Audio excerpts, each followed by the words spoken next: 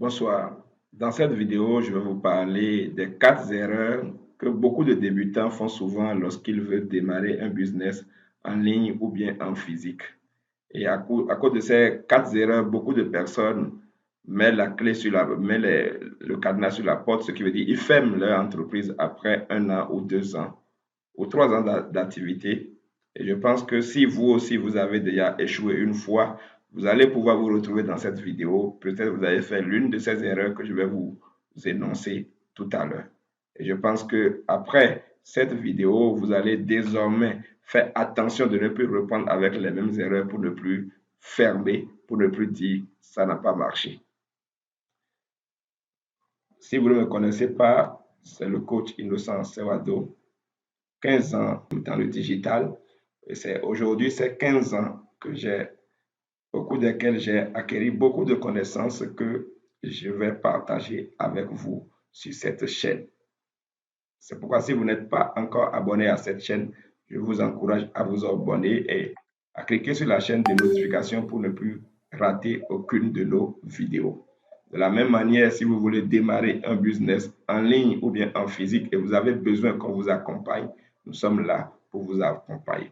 Si vous avez déjà votre business et vous n'arrivez pas à trouver de la clientèle, nous allons vous aider parce qu'aujourd'hui, vous devez comprendre que le marché a changé de position. Le marché n'est plus dans votre boutique ou dans le marché, mais le marché est en ligne. Et si vous aussi aujourd'hui, vous voulez continuer par gagner de l'argent dans votre activité, parce que beaucoup de gens se plaignent aujourd'hui que nous n'arrivons plus à vendre. Vous n'arrivez plus à vendre simplement parce que le marché s'est déplacé et vous n'êtes pas déplacé. Le marché est aujourd'hui sur Facebook, sur TikTok, sur WhatsApp. Vous aussi, vous devez acquérir ces compétences désormais pour pouvoir digitaliser votre activité, pour pouvoir aussi transférer votre activité vers là où le marché est aujourd'hui. Parce que vous devez savoir, vendre n'est pas forcément avoir le bon produit. Mais pour vendre, il faut avoir une stratégie. Et quand on parle de stratégie, ce n'est pas d'aller copier-coller ce que l'autre a fait, parce que l'autre, il est unique en son genre. Et vous devez avoir votre stratégie qui vous ressemble, parce que vous n'avez pas les mêmes caractères, vous n'avez pas les mêmes valeurs. C'est ce que vous devez comprendre. La plupart des gens, ils vont copier-coller ce que les autres font et ils disent ça ne marche pas, le digital ne marche pas. Le digital marche bien et c'est l'Internet aujourd'hui est une mine d'or que nous devons exploiter. Et chacun doit aller tirer, doit aller couper sa part du gâteau. Donc, dans cette vidéo, je vais vous montrer les 4 secrets dont vous avez besoin pour ne plus désormais échouer quand vous entreprenez quelque chose, surtout dans le digital. Donc, dans cette vidéo, je vais vous parler des 4 erreurs à éviter en entrepreneuriat, surtout au début. Lorsque vous êtes au début de l'entrepreneuriat, lorsque vous voulez entreprendre, il y a 4 erreurs que vous devez éviter parce que ces 4 erreurs amènent beaucoup de personnes à fermer, à ne pas pouvoir réussir en entrepreneuriat. Et ces 4 erreurs plutôt, sont des choses que vous devez tenir compte de cela si vous voulez réussir en entrepreneuriat. La plupart de ceux qui ont commencé et n'ont pas pu réussir, c'est souvent à cause de ces choses. Donc, prenez bien note de ces 4 erreurs. Si vous avez déjà échoué une fois, peut-être l'une des causes de votre échec va se trouver dans ces 4 erreurs. Donc, pour reprendre, il ne faut plus faire ces 4 erreurs et je pense que vous pouvez réussir. Donc, la première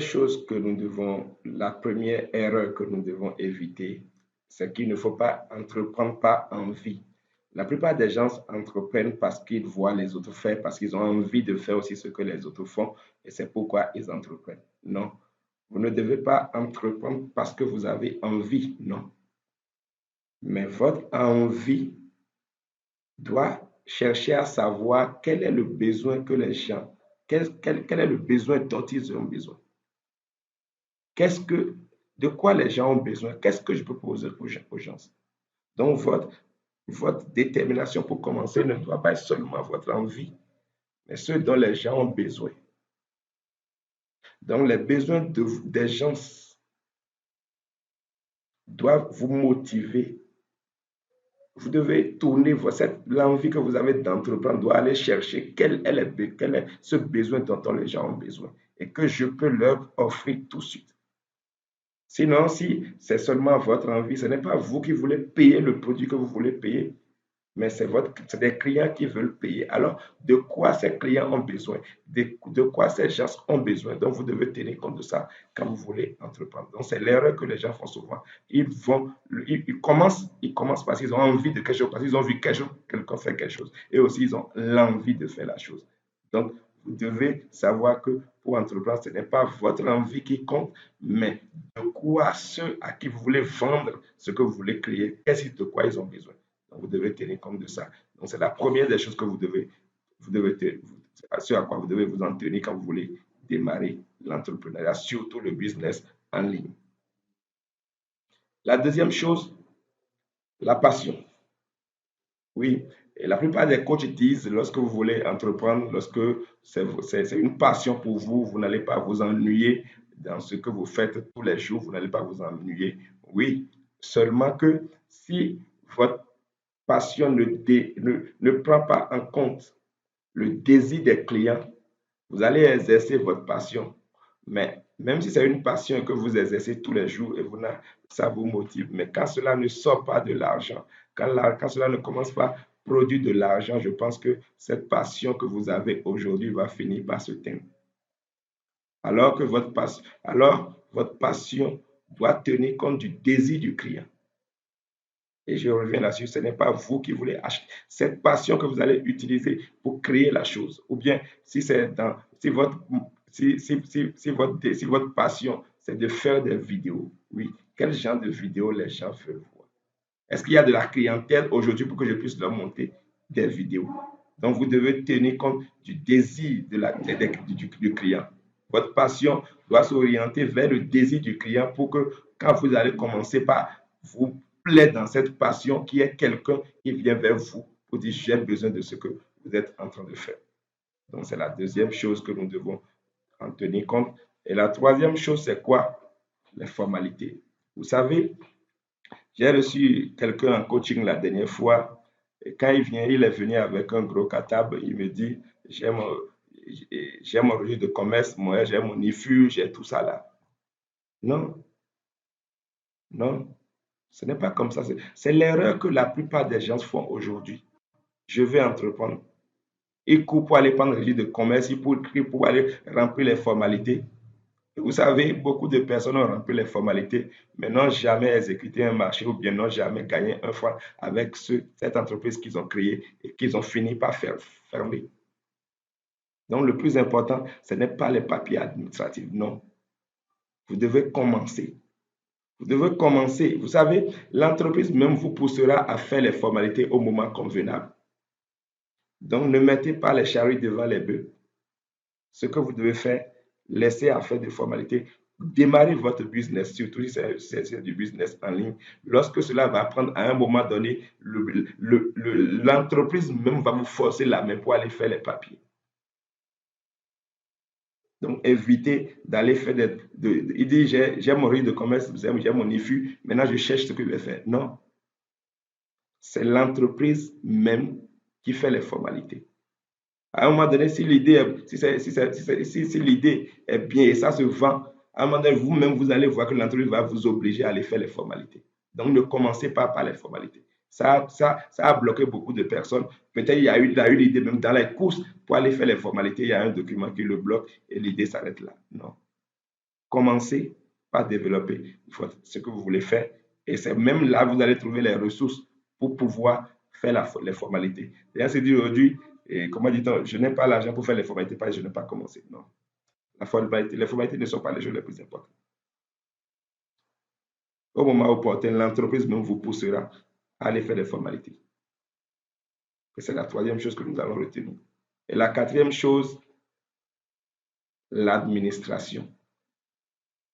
Et c'est souvent ceux qui font qui vont remplir les formalités, qui attendent maintenant ce que l'administration leur apporte des marchés. Là, je vais vous dire deux choses. La première chose, si vous êtes au début, intéressez-vous au privé.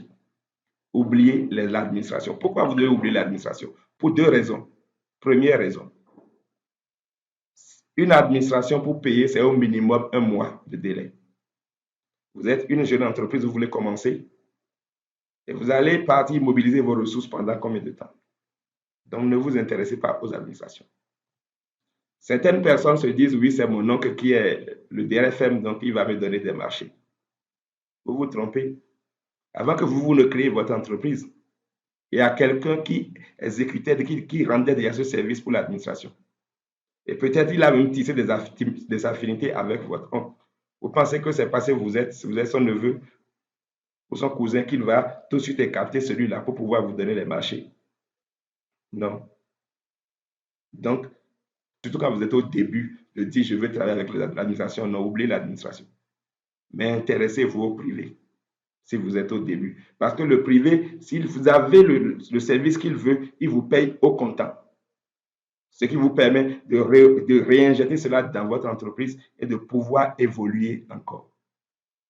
Ces cas d'erreur que si vous êtes débutant, vous devez éviter. Et je suis sûr que si vous avez déjà échoué une fois, peut-être vous avez fait l'une de ces erreurs-là, c'est pourquoi vous avez échoué. Et je pense que quand vous allez les mettre en pratique, ça va vous permettre de ne plus échouer. Donc, je dis la première chose, l'envie. Ne créez pas parce que vous avez envie de faire, mais que votre envie soit le besoin de ceux à qui vous allez vendre vos services. Deuxième chose, que ça ne soit pas seulement la passion, que cette passion soit le désir d'un client, que votre passion soit le désir des clients à qui vous voulez vendre. Troisième chose, ne courez pas pour dire au début, je dois faire les formalités. Commencez quand l'entreprise va commencer par prendre lui-même au moment convenable, va pouvoir faire les formalités lui-même. Et la troisième chose, ne comptez pas sur les administrations, mais orientez-vous vers les privés à qui vous allez vendre vos services pour pouvoir être payé au comptant. Mais si tu n'étais pas encore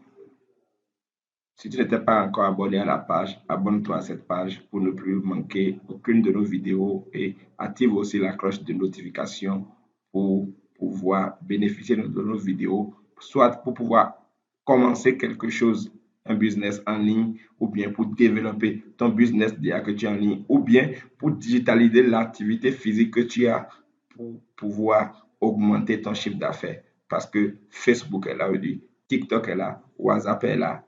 Et c'est là que nous allons désormais développer nos business. C'est là que nous allons aller chercher la clientèle désormais. Merci et à la prochaine.